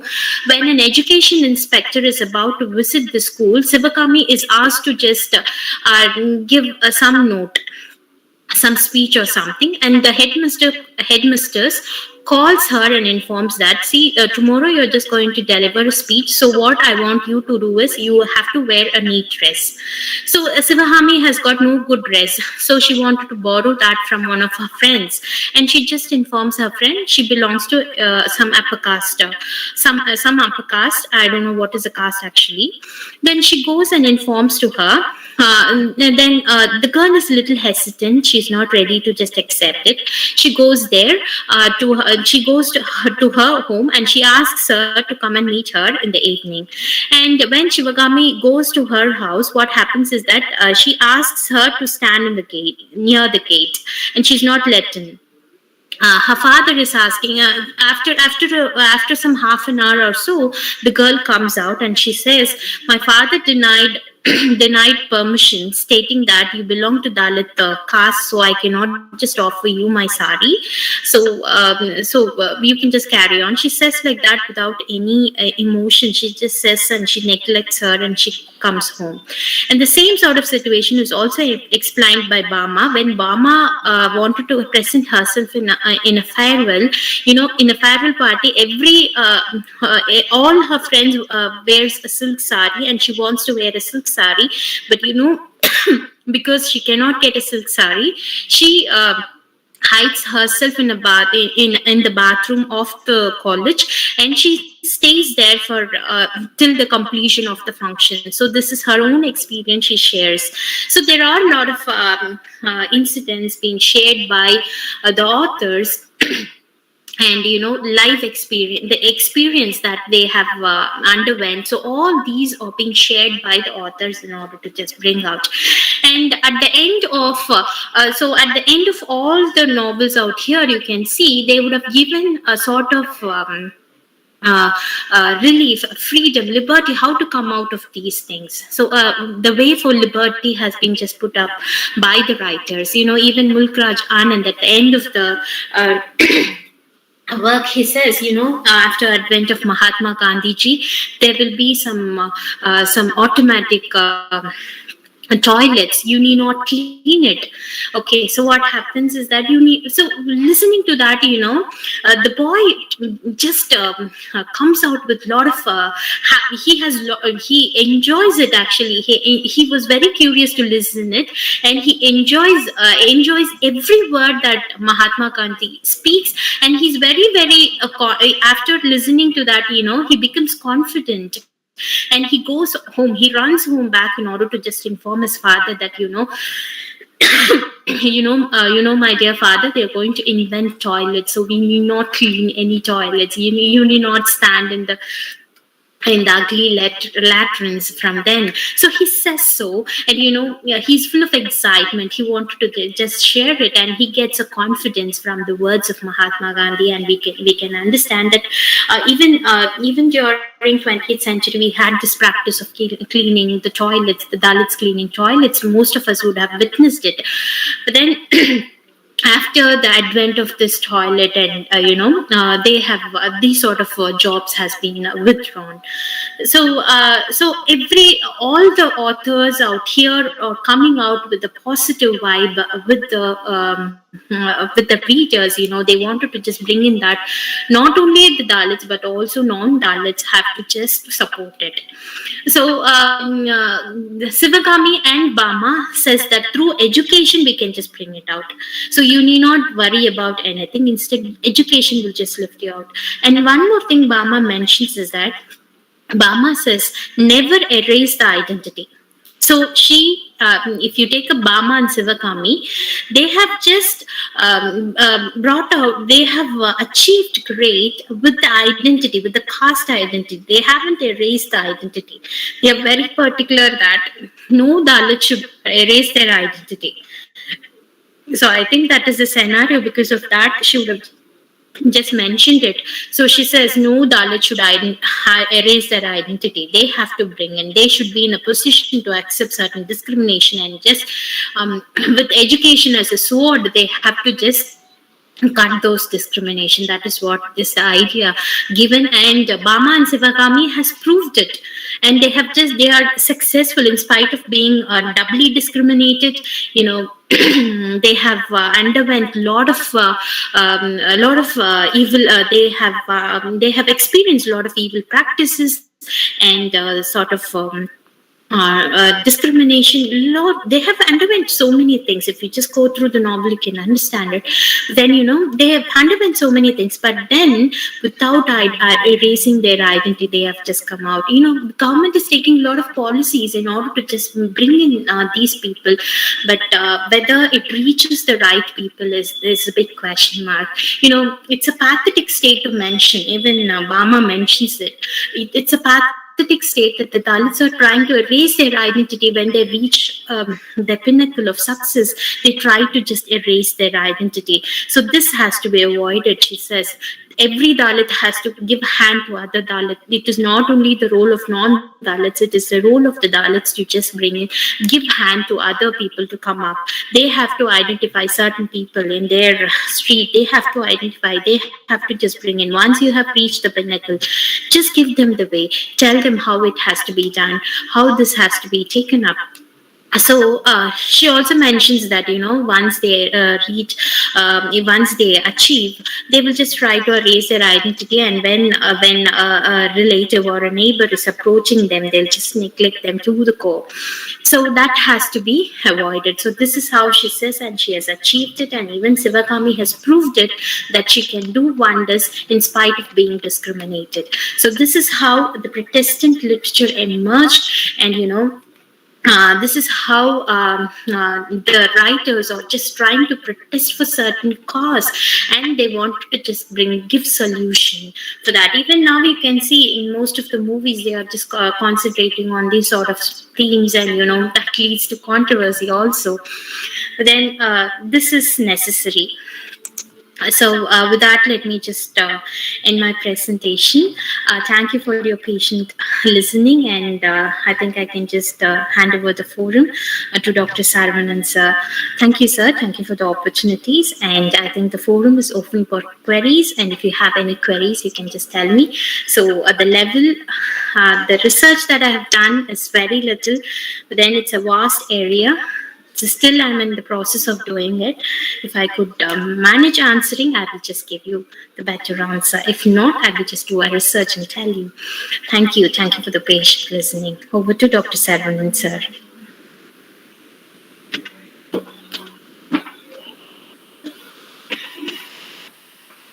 Sir?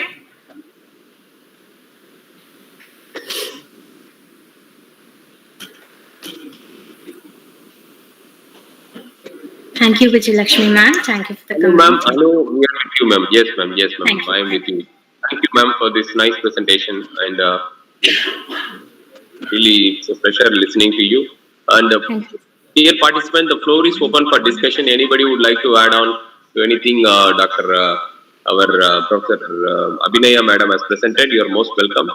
Over to the over to you all for your valuable inputs.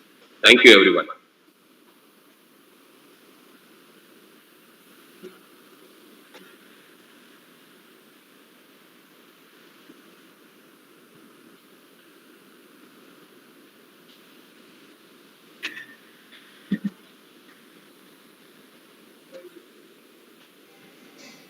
Sir, is there any queries? You can just come forward. Alok sir, you have just written that it's... Anybody who would like to say anything, you are most welcome. Yeah, please.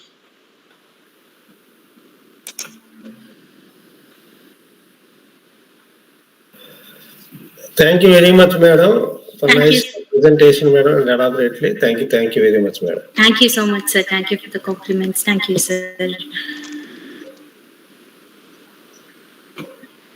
Madam, thank you very much, madam. I am Srinivas from Hyderabad. Very nice presentation.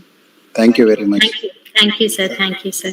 Thank you so much, sir. My sincere thanks to Dr. Saravanan sir for arranging nice platform to listen all these presentations. Thank you, sir. Thank you very much.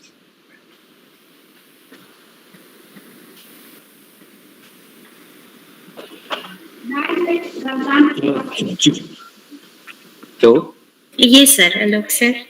good morning. Sorry, good evening, madam. Good evening, sir. Good evening. I was just And expecting happy your... Republic Day to you. And you have already gone through my message. Yes, sir. Yes, sir. It has already been posted in the chat box. Yes, Actually, sir. you have really selected a very authentic presentation. Yes, sir. And actually, my full thankfulness to you for your presentation. Excellent, to the point. Thank you so much, sir. Noteworthy as well as praiseworthy. Thank you, sir. Thank you so much, sir. It is not an easy task to raise these issues related to varnas and caste system.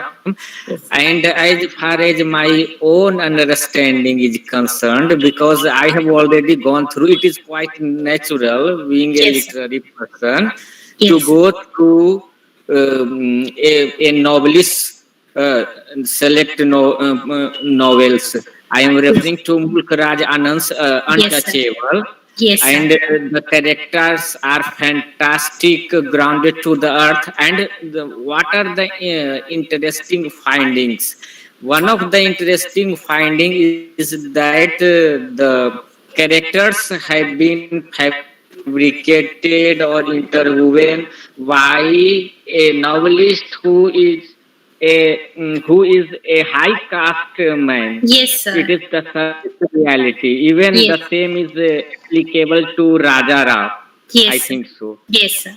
So a writer is always beyond of any bias of casteism or politics.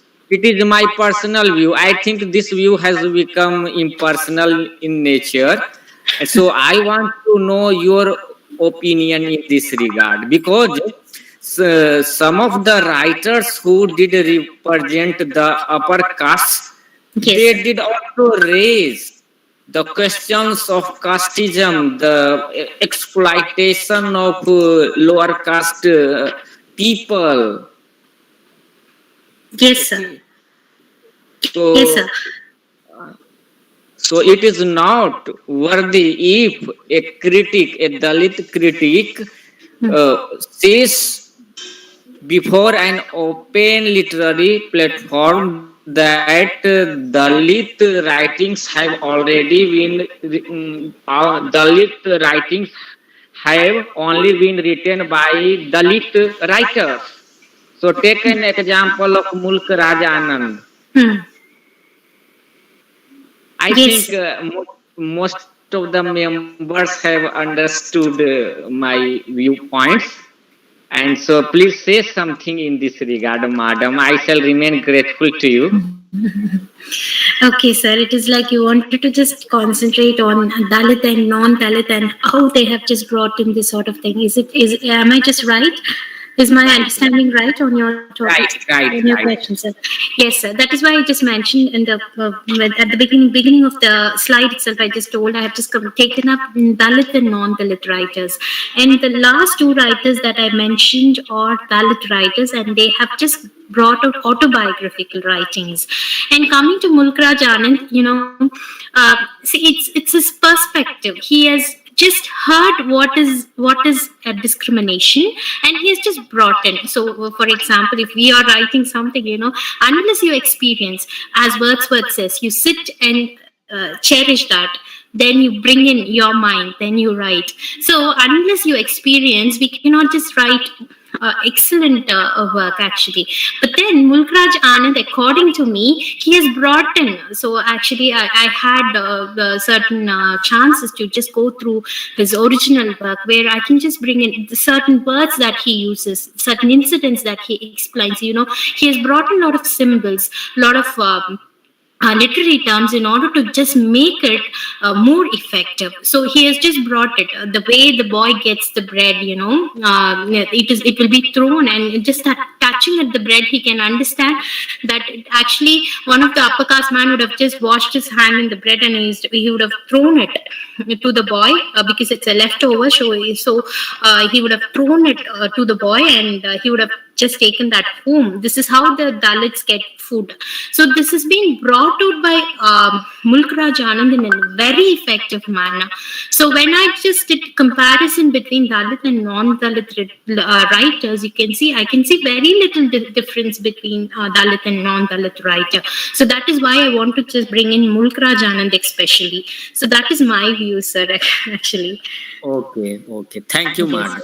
Thank you, sir. Thank you for the wonderful question, sir. Thank you. Okay, madam. Most welcome. Yes, Malini ma'am, it is like feminism. Both the writers that I was just talking about, because I wanted to just tell them, tell about this, concentrate on this. These two writers, the reason is, they are the people who just brought in, they have achieved it, though they are being brought down based on caste, based on gender. They wanted to just, they struggled hard. If you take up, both are unmarried. You can take Bama and you can take Savagami, both are unmarried. They have faced a lot of struggles in their life, at home, in the workplace, during in the educational institutions, everywhere they have just brought in.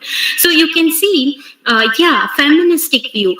They have brought out that feministic view. If you take a Bama Sankati, the second work, she would have concentrated only on women discrimination, and she has given a lot of ways to just come out of the discrimination. She's not giving just the experience. This is how they are treated. She is not a lady of that sort. Instead, she gives complete explanation to come out of this. She gives motivation. She gives a lot of input there in order to just come out of this discrimination, and she has proved it. So this is how she brings in courage among Dalit women. So I think she's standing as a representative, and you cannot see her in most of the forums. She's a humble lady, but then she has lot in her, and she has just brought it out in her works actually. So this is what I think I have just given explanation to the question that you have asked, ma'am. Thank you, Hema Malini ma'am, for that wonderful question.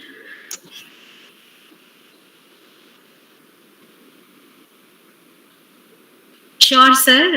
Srinivasan, sir, I'll just share this thing with you. Definitely, I'll do that for you, sir. I'll take note of your Gmail ID. Thank you so much. Thank you, Saravanan, sir. I would like to just extend my gratitude to you again. Thank you for all the participants for listening to me.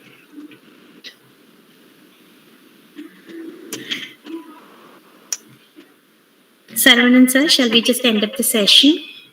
Hello, ma'am. Yes, sir. Yes, ma'am. Thank you so much, ma'am, for this wonderful presentation. And give me a minute, ma'am. We will check with this for now feedback. 1 minute. Sure, sir. Thank you, Hema Malini ma'am. Thank you. Thank you, Alok sir. Thank you, Nandini ma'am. Thank you, Valli ma'am. Thank you so much, ma'am, for this wonderful presentation. And again, we thoroughly enjoyed it. And we will post the feedback in a short while. Sure, sir.